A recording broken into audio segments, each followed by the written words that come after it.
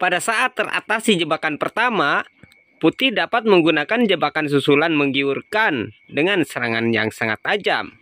Hingga putih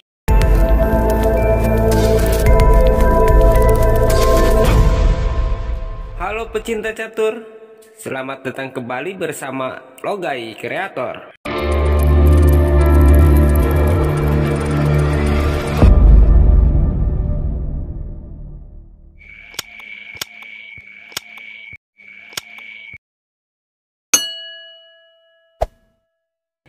Di video kali ini, kita akan membahas jebakan beruntun dari pembukaan gajah. Pada saat teratasi jebakan pertama, putih dapat menggunakan jebakan susulan menggiurkan dengan serangan yang sangat tajam. Hingga putih dapat melakukan skakmat dengan sangat singkat. Kita langsung pada permainannya. Pion E4,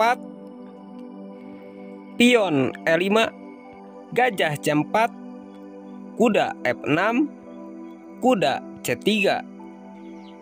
Susunan gerakan jebakan ini terjadi dari kuda kali pion, yang bertujuan jika kuda kali kuda, hitam akan mendorong pionnya ke D5 untuk mengambil salah satu perwira putih. Jika gajah kali pion, hitam akan menangkap dengan menteri. Dan ada harapan kuda putih yang saat ini terancam menteri balik lagi ke C3 mengancam menteri, lalu menteri kali pion, dan di langkah berikutnya akan dapat benteng. Itulah harapan hitam. Kita lihat lagi ke belakang. Setelah hitam kuda kali pion, putih tidak akan kali kuda, tapi akan menggerakkan menterinya ke H5 mengancam skakmat di petak F7, menjebak hitam agar memajukan pionnya ke G6 mengancam menteri untuk dapat melakukan skak benteng dengan menteri kali pion. Jika hitam mengetahuinya, pasti akan melindungi pion F7-nya dengan kuda ke D6 sekaligus mengancam gajah. Untuk putih dapat memberikan jebakan susulan, tidak akan tertarik kali pion, tapi akan memundurkan gajahnya terlebih dahulu ke B3 menghindari ancaman kuda. Jika hitam gajah ke E7 berencana akan rokade pendek, menteri tidak perlu tertarik dengan pion E5 karena nantinya akan bikin repot. Majukan saja pion ke D3 agar gajah gelap dapat mengontrol jalur G5. Saat ini pion terancam menteri. Pastinya hitam akan melindungi pion E5-nya dengan kuda ke C6. Lalu kuda ke F3 menyerang petak G5. Setelah hitam rokade pendek, kuda melompat ke G5 mengancam skakmat di petak H7 dengan menteri.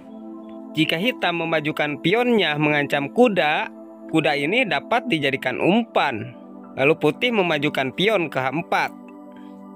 Jika pion kali kuda, setelah pion kali pion, secara otomatis benteng jadi terbuka membantu menteri.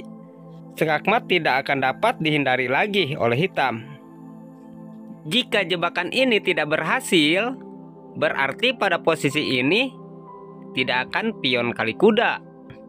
Kemungkinan kuda akan ke E8, berencana untuk mengusir menteri sekaligus agar dapat melindungi petak H7 nantinya. Mengetahui ini, kuda akan ke D5 mengontrol petak F6 yang direncanakan hitam. Namun pada saat kuda ke F6 di posisi ini, kuda tidak perlu kali kuda, tapi menteri ke G6. Ini adalah pilihan tersulit. Tidak ada obatnya. Jika kuda kali kuda, menteri akan leluasa melakukan skakmat ke petak H7. Perhatikan posisi pion F7 saat ini. Pion F7 sedang tidak terkunci gajah karena tertutup kuda. Ini memungkinkan hitam akan memilih pion kali menteri. Dan permainan berakhir cukup dengan 2 gerakan saja. Kuda kali gajah, double skak. Raja ke-8, kuda kali pion, skakmat.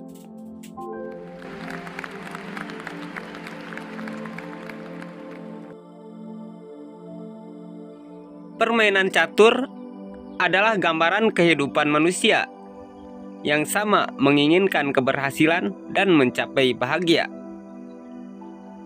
Langkah demi langkah, waktu ke waktu, terkadang terjadi hal tak terduga, bahkan tak disadari hadirnya keajaiban. Terkadang kita menghadapi kesulitan. Nikmatilah hidup kita. Ingatlah, kesulitan adalah guru terbaik yang mengajarkan kita kekuatan dan ketabahan. Ada kegagalan, ada kesuksesan. Janganlah takut gagal, karena setiap kegagalan adalah pijakan menuju keberhasilan. Jangan pernah biarkan bayangan masa lalu mengaburkan masa depan. Hiduplah di saat ini dan bangunlah impianmu dengan keyakinan. Ketika salah satu pintu kebahagiaan tertutup, pintu yang lainnya akan terbuka.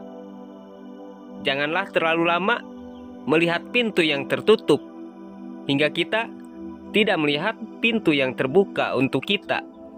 Hati yang penuh syukur adalah sumber kebahagiaan dalam kehidupan.